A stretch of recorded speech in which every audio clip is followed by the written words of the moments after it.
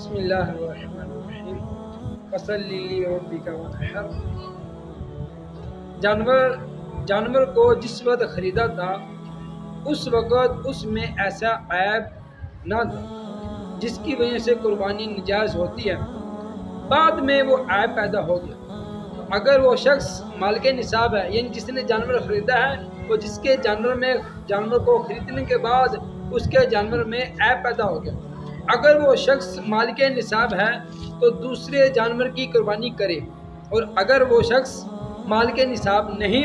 تو اسی کی قربانی کرے، اسی کی قربانی کرے۔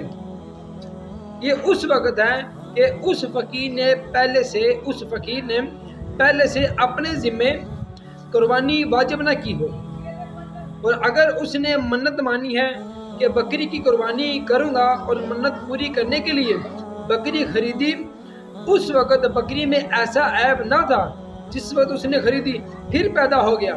اس صورت میں فقیر کے لیے بھی یہی حکم ہے کہ دوسرے جانور کی قربانی کرے۔ اور اس کے اندر اس مسئلے کے اندر فرمایا گیا کہ جس بندے نے پہلے جانور خریدا اس کے جانور کے اندر کوئی عیب آ گیا، کوئی عیب پیدا ہو گیا، تو اگر وہ بندہ مالک نصاب ہے یعنی اس پر قربانی واجب ہے تو پھر بندہ وہ دوبارہ